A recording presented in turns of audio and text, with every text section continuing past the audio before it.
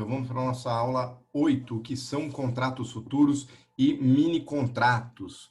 Tá? Então esses eram os ativos que eram transicionados na antiga BMF, né, de mercadorias e futuros, que agora está tudo na B3, como já foi falado aqui. Então é um outro mercado, um mercado um pouco diferente do que é as ações, tá? Hoje é transacionado tudo no mesmo ambiente, né, dentro das mesmas plataformas, mas tem algumas particularidades, né? Então, primeiro vamos lá na definição. Então, os contratos, eles são derivativos, né? Onde as partes ali, o comprador e o vendedor, eles se comprometem a realizar aquela transação pelo determinado preço em uma data futura. Então, todo contrato futuro, ele tem uma data de vencimento, né? Que é quando, de fato, aquilo lá vai ser liquidado, vai haver a liquidação, na grande maioria das vezes, é uma liquidação financeira. Tá? Então, por mais que a gente esteja falando de, sei lá, um contrato de milha, existe até a questão da entrega física, mas cada vez mais isso vai caindo mais em desuso e vai ficando mais a questão da liquidação financeira, né? Então, a diferença do quanto eu comprei lá o contrato futuro, até fui carregando ele para a data de liquidação, vai ter uma liquidação ali financeira, vai ter um ajuste, então, se eu ganhei ou se eu perdi. Então, sempre vai ter uma parte e uma contraparte. Então, aqui no caso dos contratos futuros e mini contratos, sempre tem alguém que está ganhando e alguém que está perdendo. Tá? Então, o bolo, o tamanho do dinheiro, ele é sempre o mesmo que a gente está utilizando aqui. Tá? Então, sempre para ter uma venda, tem que ter um comprador e vice-versa, né? Então, o que vai ser bom para um vai ser ruim para o outro. Tá?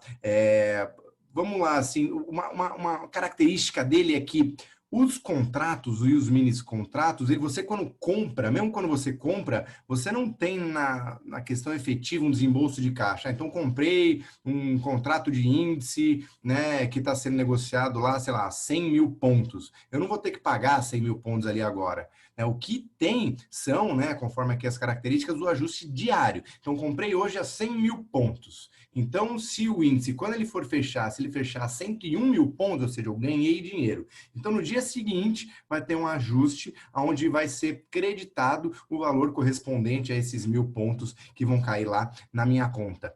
Agora, por outro lado, se eu comprei lá 100 mil pontos do contrato, e aí o índice caiu para 95 mil pontos, caiu bastante o mercado, eu vou ter um débito que já vai sair diretamente da minha conta corrente no dia seguinte. Então, isso acontece diariamente. Se eu comprar hoje o contrato e ficar carregando ele durante meses, todo dia você vai ter o que a gente chama de ajuste diário, ou vai ser debitado ou vai ser creditado. Então, vai ocorrendo esse ajuste. Então, não necessariamente eu vou ter um desembolso, né, mas vão tendo ajustes diários, tá? Então, por isso, necessita garantia. Apesar de eu não ter que pagar, eu não consigo estar zerado a minha conta de corretor e sair operando, né, os contratos futuros e os mini contratos, tá? O que é mais utilizado aqui para a pessoa física é principalmente os mini contratos, que são os que têm uma corretagem mais baixa, em muitas corretoras até é zerado, tá? A questão da corretagem desses mini contratos. Eles têm um valor de exposição também bem menor, tá?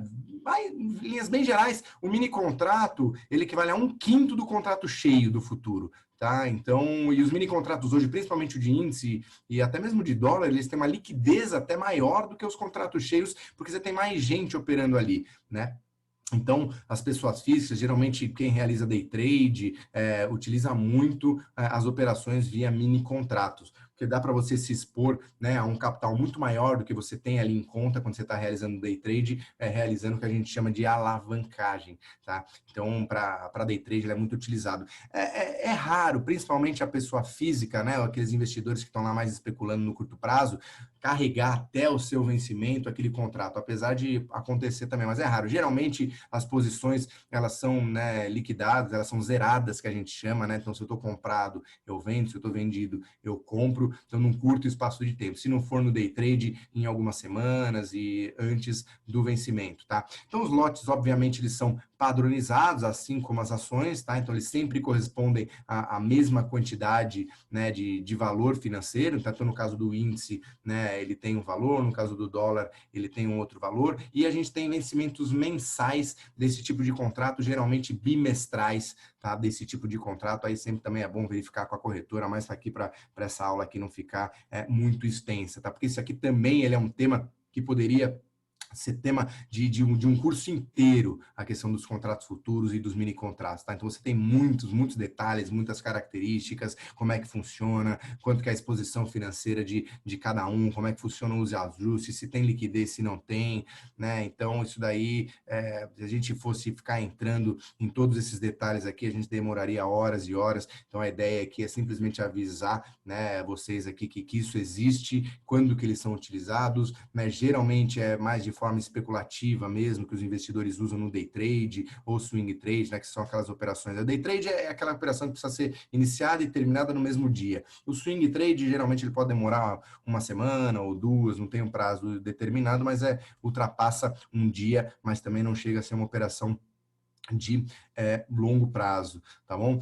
Eu acho que a maioria dos investidores aí de forma mais especulativa hoje utilizam, né, os mini contratos, tanto de índice quanto de dólar.